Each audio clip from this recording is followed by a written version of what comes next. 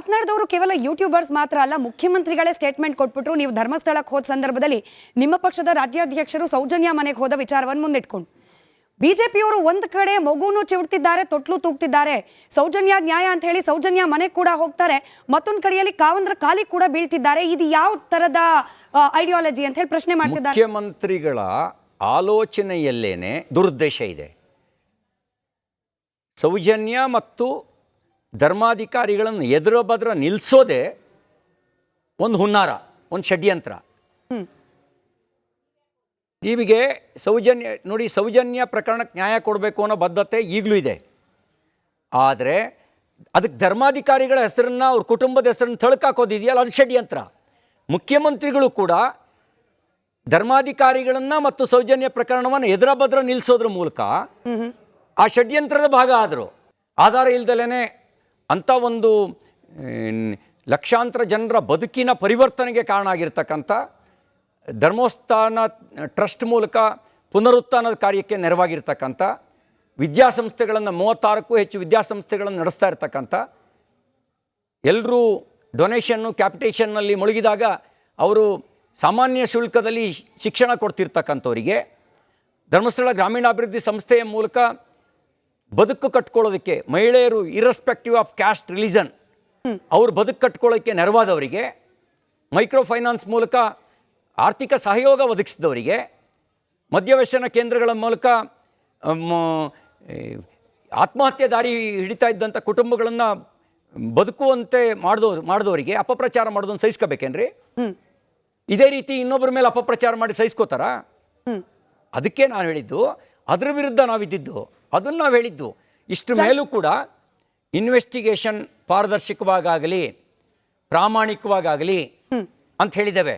ಇನ್ನೂ ಒಂದು ಹೆಜ್ಜೆ ಮುಂದೋಗಿ ಏನು ಹೇಳಿದ್ದೇವೆ ಅಂದರೆ, ನೀವು ಹಾಲಿ ಹೈಕೋರ್ಟ್ ಅಥವಾ ಸುಪ್ರೀಂ ಕೋರ್ಟ್ ನ್ಯಾಯಾಧೀಶರ ನೇತೃತ್ವದಲ್ಲಿ SIT ತನಿಖೆ ಮಾಡಿ ರಿಪೋರ್ಟಿಂಗು ನ್ಯಾಯಾಧೀಶರಿಗೆ ಮಾಡಬೇಕು, ಡೈರೆಕ್ಷನ್ನು ನ್ಯಾಯಾಧೀಶರಿಂದ ತಗೋಬೇಕು. ಇದನ್ನು ಕೂಡ ಸಲಹೆ ಕೊಟ್ಟಿದ್ದೇವೆ. ಯಾವಾಗ ಒಬ್ಬ ನೆರೆಯ ರಾಜ್ಯದ ಸಂಸದನ ಹೆಸರು ಅನುಮಾನಾಸ್ಪದವಾಗಿ ಕೇಳಿಬಂತೋ, ನೀವೇನೆ ಜನಾರ್ದನ್ ರೆಡ್ಡಿ ಅವರು ಕೇಳಿ ಇವ್ರು ಚೆನ್ನೈಗೆ ಹೋಗಿದ್ರಂತೆ, ಅವನು ಯಾರೋ ಸಂಬಂಧಿಕರಿಂದ ಹಣ ಬಂದಿದೆಯಂತೆ ಅನ್ನುವಂಥ ಅಂತೆ ಕಂತೆಗಳು ಸುದ್ದಿ ಬಂತು. ಆಗ ನಾವು ಹೇಳಿದ್ವಿ ಡೆಲ್ಲಿಗೆ ಹೋಗಿ ಒಂದು ಮನೇಲಿ ಉಳಿದಿದ್ರಂತೆ ಅನ್ನೋ ಅಂತೆ ಕಂತೆಗಳು. ಆಗ ಸುದ್ದಿ ಬಂದಾಗ ಹೇಳಿದ್ವಿ ಈ ತನಿಖೆ ಪಾರದರ್ಶಕವಾಗಿ ಪ್ರಾಮಾಣಿಕವಾಗಿ ಆಗುತ್ತೆ ಅನ್ನುವಂಥ ಅನುಮಾನ ಕಾಡಿದ್ರಿಂದ ಆಗ ಅನುಮಾನ ಯಾಕೆ? ಸರ್ಕಾರ SIT ರಚನೆ ಮಾಡ್ತು, ಕೋರ್ಟ್ನ ಇನ್ಸ್ಟ್ರಕ್ಷನ್ನ ಆಧಾರದ ಮೇಲೆ SIT ಅಧಿಕಾರಿಗಳು ತನಿಖೆ ಮಾಡ್ತಿದ್ದಾರೆ. ಅದು ಪ್ರಾಮಾಣಿಕವ ಅಪ್ರಾಮಾಣಿಕವ ಅವ್ರು ವರದಿ ಕೊಟ್ಟ ನಂತರದಲ್ಲಿ ಡಿಸೈಡ್ ಆಗೋದು. ಈ ತ್ವರಿತ ಗತಿಯಲ್ಲಿ ಸರ್ಟಿಫೈ ಮಾಡೋ ತರಾತುರಿಯಲ್ಲಿ ಬಿಜೆಪಿ ಯಾಕಿದೆ? ಪ್ರಾಮಾಣಿಕವಾಗಿ ತನಿಖೆ ನಡೆಸ್ತಾ ಇಲ್ಲ ಅನ್ನೋ ಅನುಮಾನ ಬಿಜೆಪಿಗರಿಗೆ ಯಾಕೆ ಕಾಡ್ತಾ ಇದೆ ಅಂತ? ಯಾಕೆ ಕಾಡ್ತಾ ಇದೆ ಅಂತಂದರೆ, ಸರ್ಕಾರದ ನಡೆ ಅನುಮಾನಾಸ್ಪದವಾಗಿತ್ತು, ಅದಕ್ಕೆ ಕಾಡ್ತಾ ಇದೆ. ಈಗ ಮಾನ್ಯ ಉಪಮುಖ್ಯಮಂತ್ರಿಗಳು ಅವ್ರು ಹೇಳಿಲ್ವಾ ಧರ್ಮಸ್ಥಳದ ಒಂದು ಷಡ್ಯಂತ್ರ ಇದೆ? ಉಪಮುಖ್ಯಮಂತ್ರಿಗಳು ಅವರು ಸರ್ಕಾರದ ಮುಖ್ಯಸ್ಥರು, ಷಡ್ಯಂತ್ರ ಇದೆ ಅಂತ ಅವ್ರು ಒಪ್ಕೊಂಡ್ಮೇಲೆ ಆ ಷಡ್ಯಂತ್ರ ಬಯಲಿಗೆ ಬರಬೇಕಲ್ವಾ? ಅಂದರೆ ಧರ್ಮಸ್ಥಳವನ್ನು ಡಿಫೇಮ್ ಮಾಡಿದ್ರೆ ಅದು ಅಪರಾಧ ಅಲ್ಲ, ಧರ್ಮಾಧಿಕಾರಿಗಳನ್ನು ಡಿಫೇಮ್ ಮಾಡಿದ್ರೆ ಅದು ಅಪರಾಧ ಅಲ್ಲ. ಜನರ ನಂಬಿಕೆಯನ್ನು ಅಲ್ಲಾಡಿಸುವಂಥ ಪ್ರಯತ್ನ ಮಾಡಿದ್ರೆ ಅದು ಅಪರಾಧ ಅಲ್ಲ. ಅವ್ರ ಮೇಲೆ ಆಕ್ಷನ್ ತಗೊಂಡಿದ್ರೆ, ತನಿಖೆ ಆಗ್ತಾ ಇದೆ ಬಾಯಿ ಮುಚ್ಕೊಂಡಿರು ಅಂತ ಹೇಳಿದರೆ ನಾವ್ಯಾರು ಎಂಟ್ರಿ ಆಗೋಕೆ ಅವಶ್ಯಕತೆನೇ ಇರ್ತಿರಲ್ಲ, ನಾವ್ಯಾಕೆ ಹೋಗಬೇಕಿತ್ತು? ಈಗ ಯೂಟ್ಯೂಬರ್ಗಳು ಅಥವಾ ಈ ಹೋರಾಟಗಾರರು ಹೆಂಗೆ ಬೀದಿಲಿ ನಿಂತ್ಕೊಂಡು ಮಾತನಾಡ್ತಾ ಇದ್ದಾರೋ ಹಾಗೇನೆ ಬಿಜೆಪಿಗರು ಕೂಡ ಮಾಡ್ತಿದ್ದಾರೆ. ನಿಮ್ದು ಕೇಂದ್ರ ಸರ್ಕಾರ ಇದೆ, ತನಿಖೆ ಬಗ್ಗೆ ಅನುಮಾನ ಇದ್ರೆ ಕೇಂದ್ರೀಯ ತನಿಖಾ ಸಂಸ್ಥೆಯನ್ನ ತರಿಸುವ ಸಾಮರ್ಥ್ಯ ಇರೋದು ನಿಮ್ಮ ಪಕ್ಷದ ಕೈಲೇ.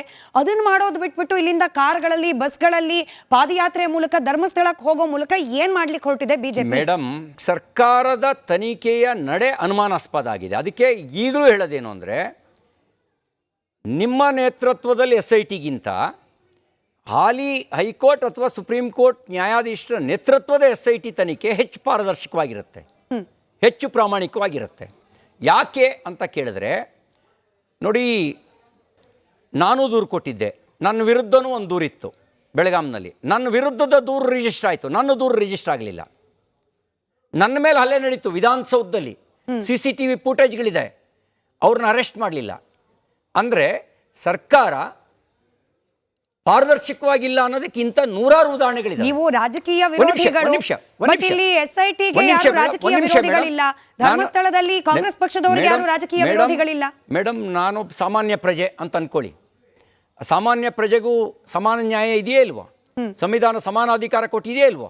ಸಂವಿಧಾನಬದ್ಧವಾಗಿರ್ತಕ್ಕಂಥ ಒಂದು ಸರ್ಕಾರ ಸಮಾನ ದೃಷ್ಟಿಯಿಂದ ನೋಡಬೇಕೋ ಬೇಡವೋ? ಸಮಾನ ದೃಷ್ಟಿಯಿಂದ ನೋಡಿಲ್ಲ ಅನ್ನೋದಕ್ಕೆ ನನ್ನಂತಹ ಹತ್ತಾರು ನೂರಾರು ಪ್ರಕರಣಗಳಿದ್ದಾವೆ. ಆ ಪ್ರಕರಣಗಳ ಆಧಾರದಲ್ಲಿ ಹೇಳೋದೇನು ಅಂದರೆ ಸರ್ಕಾರದ ನಡೆ ಅನುಮಾನಾಸ್ಪದ ಆಗಿದೆ. ಹಾಗಾಗಿ ಹಾಲಿ ನ್ಯಾಯಾಧೀಶರಿಗೆ ನೇತೃತ್ವದಲ್ಲಿ ನಡೀಲಿ. CT ರವಿ ಅವರ ಈ ವಾದವನ್ನ ಒಪ್ತೀರಾ ಅಂತ ಹೇಳಿ, ಸಾಮಾನ್ಯ ಜನರೇ ಬಂದಿರೋದ್ರಿಂದ ಕೆಲ ಪಕ್ಷಗಳ ವಿರೋಧ ಪಕ್ಷಗಳ ಸದಸ್ಯರು ಹಾಗೆ ಹಾಲಿ ಆಡಳಿತ ಪಕ್ಷದ ಕಾರ್ಯಕರ್ತರು ಬಂದಿರೋದ್ರಿಂದ ಅವ್ರನ್ನ ಪ್ರಶ್ನೆ ಮಾಡ್ತೀನಿ. CT ರವಿ ಸರ್, ಸೌಜನ್ಯಕ್ಕೆ ಆಗಿರುವ ಅನ್ಯಾಯ ಸೇರಿದಂತೆ ಹಲವು ಮಹಿಳೆಯರಿಗೆ, ದಲಿತರಿಗೆ ಸೇರಿದಂತೆ ಹಲವಾರು ಅನ್ಯಾಯಗಳು, ಅಕ್ರಮಗಳು ನಡೆದಿದ್ದಾವೆ. ತಾವು ಈ ಬಗ್ಗೆ ಪ್ರಶ್ನೆ ಮಾಡಿದ್ರೆ ಸರ್ಕಾರ ಇದೆ, SIT ಇದೆ, ಅದಕ್ಕೆ ಕಾನೂನು ಇದೆ ಅಂಥೇಳಿ ಹೊತ್ತಾಗ್ತೀರಾ. ಧರ್ಮ ವಿಚಾರ ಅಂತ ಬಂದಾಗ ತಾವು ಮುಂಚೂಣಿಯಲ್ಲಿ ನಿಂತ್ಕೊಂಡು ತಮ್ಮ ಕಾರ್ಯಕರ್ತರಿಗೆ ಕಿಡಿ ಹಚ್ಚುವ ಕೆಲಸ ಮಾಡ್ತಾಯಿದ್ದೀರಾ. ಆ ಕೆಲಸ ಯಾಕೆ ನೀವು ಧರ್ಮ ವಿಚಾರಕ್ಕೆ ಧರ್ಮಕ್ಕೆ ಧಕ್ಕೆ ಆದಾಗೂ ಕೂಡ ನೀವು ಯಾಕೆ ಸರ್ಕಾರದ ಮೊರೆ ಹೋಗಬಾರ್ದು, SIT ಮೊರೆ ಹೋಗಬಾರ್ದು, CBI ಮೊರೆ ಹೋಗಬಾರ್ದು? ಈಗ ಒಂದು ರಾಜಕೀಯ ಪಕ್ಷ ನಾವೇನು ಮಾಡಬೇಕು ಅದನ್ನ ರಾಜಕೀಯ ಪಕ್ಷ ಮಾಡ್ತೀವಿ. ನಿಮ್ಮನ್ನು ಯಾರು ಕಟ್ಟಾಕಿಲ್ಲ. ಈಗ BJP ಹಿಡ್ಕೊಂಡಿದ್ದನ್ನೆಲ್ಲ ಆಮ್ ಆದ್ಮಿ ಪಾರ್ಟಿ ಹಿಡ್ಕೊಂಡಿದೆಯಾ? ಈಗ ನಾವು ಇಟ್ಕೊಂಡು ಅಜೆಂಡಾ ಎಲ್ಲ ನೀವು ಇಟ್ಕೊಂಡಿದ್ದೀರಾ?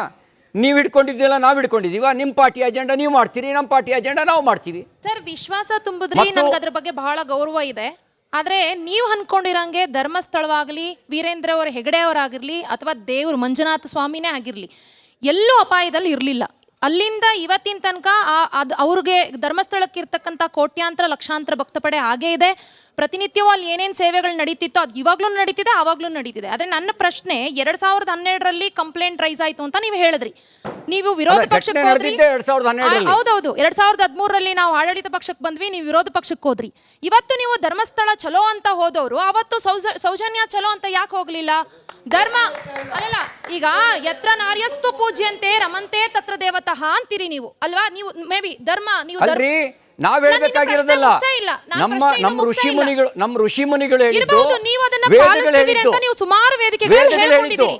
ನೀವು ಸುಮಾರು ವೇದಿಕೆಗಳಲ್ಲಿ ಅದನ್ನ ಹೇಳ್ಕೊಂಡಿದ್ದೀರಿ. ಹಾಗಾದ್ರೆ ನೀವು ಪಾಲಿಸಲ್ವಾ? ಅದನ್ನ ನೀವು ಪಾಲಿಸಲ್ವಾ? ಅದು ನಿಮ್ ಸಿದ್ಧಾಂತ ಅಲ್ವಾ? ಹಾಗಾದ್ರೆ ನೀವು ಮಾತೇ ಬೇರೆ, ನಿಮ್ ಕೃತಿನೇ ಬೇರೆ. ಹಾಗಾದ್ರೆ ನಿಮ್ಮ ಅಭಿಪ್ರಾಯ ಅದು? ನನ್ನ ಪ್ರಶ್ನೆ ಮೇಡಮ್, ಸಮೀರಾ ಅನ್ನೋ ಒಬ್ಬ ಯೂಟ್ಯೂಬರು ಕಾವಂದನ ಫ್ಯಾಮಿಲಿ ಮೇಲೆ ಇನ್ನು ರುದ್ರತಾಂಡವ ಆಗಬೇಕು, ನಿಮ್ಮ ರಕ್ತ ಕುದಿತಿಲ್ವಾ, ಬೀದಿಗಿಳಿಬೇಕು ಅಂತ ಅಂದಾಗ ಅದನ್ನ ನೀವು ಯಾವ ರೀತಿ ಗಮನಿಸಿದ್ರಿ? ನಿಮ್ಮ ಒಪಿನಿಯನ್ ಕೇಳ್ತಿದ್ದೀನಿ. ಅದರ ಜೊತೆಗೆ ತಿಮರೋಡಿ ಅವರು JCB ನುಗ್ಗಿಸ್ಬೇಕು ಅಂದಾಗ ಧರ್ಮಸ್ಥಳದ ಮಂಜುನಾಥನ ಸ್ವಾಮಿ ದೇವಸ್ಥಾನ ಅಪಾಯದಲ್ಲಿದೆ ಅಂತ ನಿಮಗೆ ಅನ್ನಿಸ್ತೋ ಇಲ್ವೋ? ನಿಮ್ಮ ಪ್ರಶ್ನೆಗೆ ಉತ್ತರ ಅವ್ರು ಕೊಡ್ತಾರೆ, ನನ್ನ ಪ್ರಶ್ನೆಗೆ ನೀವು ಉತ್ತರ ನೋಡಿ. ಮೇಡಮ್, ಅವರೇ ಹೇಳಿದ್ರು ಪ್ರತಿಯೊಬ್ಬರಿಗೂ ಅವರದೇ ಆದಂತ ನೀವು ಹೇಳಿದ್ರಿ ಒಂದ್ ನಿಮಿಷ. ಇಲ್ಲ, ಜಂಪ್ ಮಾಡಬೇಡಿ ಮೇಡಮ್, ಜಂಪ್ ಮಾಡಬೇಡಿ. ಧರ್ಮಸ್ಥಳ ಕ್ಷೇತ್ರ ಅಪಾಯದಲ್ಲಿರಲಿಲ್ಲ, ಕಾವಂದರ ಕುಟುಂಬದ ಬಗ್ಗೆ ಯಾರೂ ಮಾತನಾಡಿರಲಿಲ್ಲ ಅಂತ ಹೇಳಿದ ನೀವು ಈ ವಾದವನ್ನು ಒಪ್ಪಿದ್ರಿ. ಸಮೀರಾ ಮಾತನಾಡಿದ್ರಲ್ಲಿ ಸತ್ಯ ಇದೆಯೋ ಇಲ್ಲೋ ಗೊತ್ತಿಲ್ಲ, ಆತ ಗಾಳಿಯಲ್ಲಿ ಗುಂಡು ಹೊಡೆದ.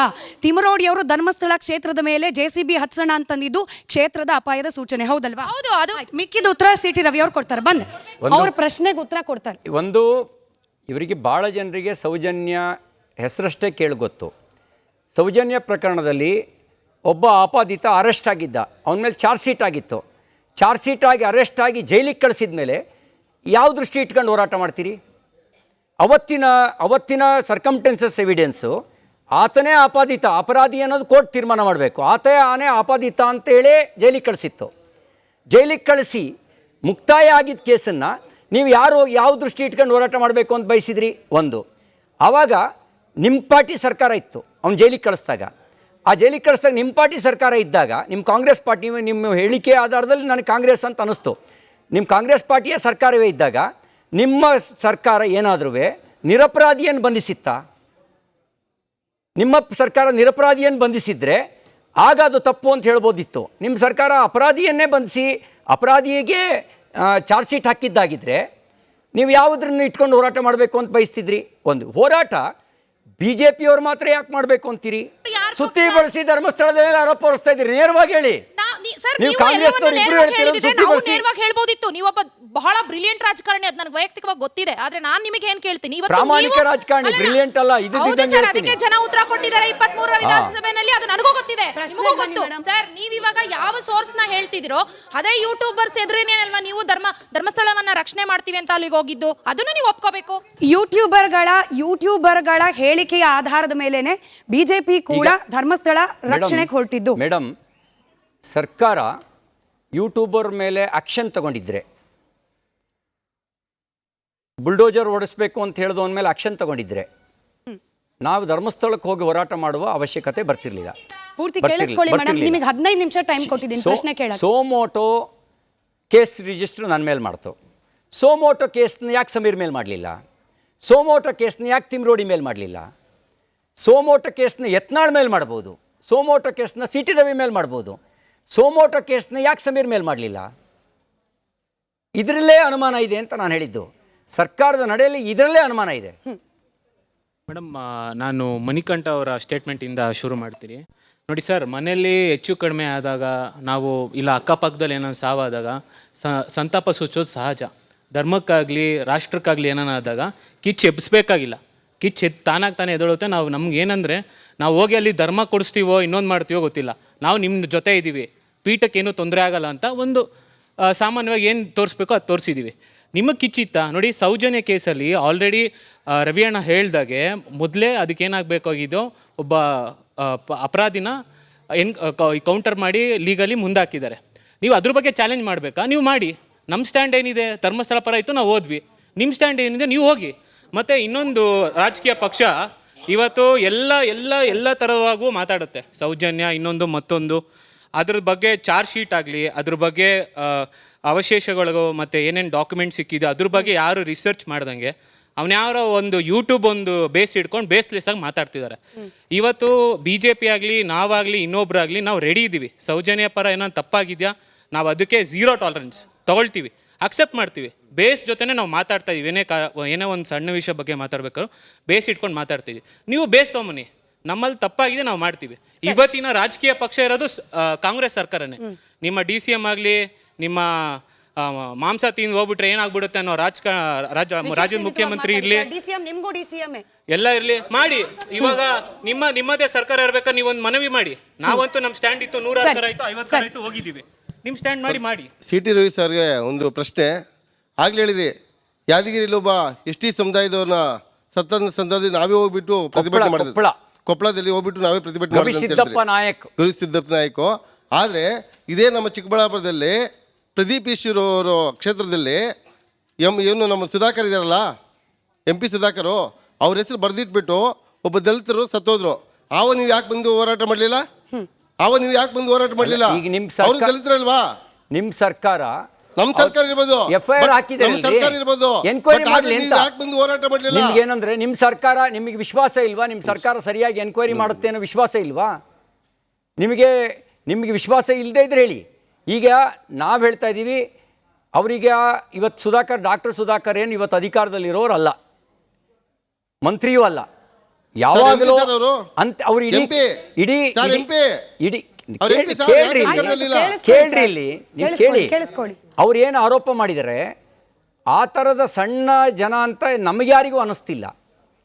ಸಣ್ಣ ಜನ ಯಾರೋ ಡ್ರೈವರ್ ಕೆಲಸ ಕೊಡಿಸ್ತೀನಿ ಅಂಥೇಳಿ ದುಡ್ಡು ತಗೊಳ್ಳುವಂಥ ದುರವಸ್ಥೆಗೆ ಬಂದಿರುವಂಥ ಸಣ್ಣ ಜನ ಅಂತ ನಮಗೆ ಅನ್ನಿಸ್ತಿಲ್ಲ. ನಿಮಗೀಗ ಮುಕ್ತವಾಗಿ ಕಂಪ್ಲೇಂಟ್ ಕೇಸ್ ರಿಜಿಸ್ಟರ್ ಮಾಡಿದ್ದೀರಿ, ನ್ಯಾಯವಾಗಿ ಎನ್ಕ್ವೈರಿ ಮಾಡಿ. ನಿಮ್ಮ ಹತ್ರ ಸಾಕ್ಷಿಗಳಿದ್ರೆ, ನಿಮ್ಮಂಥ ಯಾರೋ ಮಧ್ಯವರ್ತಿಗಳು ದುಡ್ಡು ತಿಂದು ಸುಧಾಕರ್ ಹತ್ರ ಮಾತಾಡಿದ್ದೀನಿ ಅಂತ ಕೇಳ್ರಿ, ಸ್ವಲ್ಪ ಕೇಳ್ರಿ,